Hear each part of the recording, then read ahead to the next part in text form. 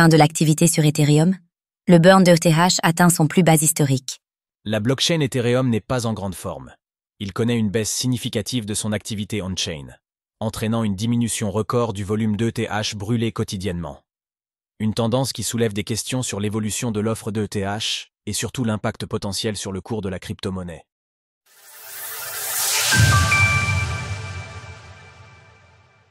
Un burn d'ETH en chute libre?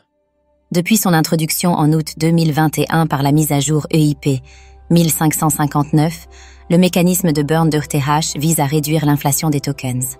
Pour rappel, une portion des frais payés par les utilisateurs pour effectuer des transactions est automatiquement retirée de la circulation, limitant ainsi l'émission nette d'ETH et, en théorie, son inflation. Mais tout ne se passe pas comme prévu. Seulement 53,07 ETH, soit environ 106 000 $, ont été brûlés samedi dernier, marquant un plus bas historique. Cette diminution reflète une demande réduite pour l'espace de blocs d'Ethereum. C'est quoi Ethereum? Tout savoir sur cette blockchain et sa crypto-monnaie ETH. Selon les données d'Ultrasound.money, la quantité totale d'ETH brûlée depuis l'implémentation de l'EIP 1559 s'élève à plus de 2 millions, soit environ 5,8 milliards de $. Mais la baisse du taux de burn a inversé la tendance déflationniste de l'Ether. D'autres indicateurs de l'activité du réseau Ethereum sont en baisse. La moyenne mobile sur 7 jours des adresses actives a également atteint son niveau le plus bas depuis octobre 2024. De plus, la création de nouvelles adresses, le nombre de transactions et les volumes quotidiens ont également diminué ces dernières semaines.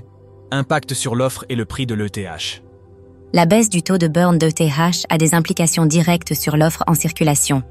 En tenant compte du taux de burn des 7 derniers jours, l'offre d'ETH devrait croître de 0,76% par an. Une légère inflation qui ne correspond pas à l'ambition du réseau, qui souhaitait faire d'Ethereum un actif déflationniste en période de forte activité. Pour rappel, à la différence du Bitcoin qui est limité à 21 millions d'unités, Ethereum n'a pas de plafond d'offre.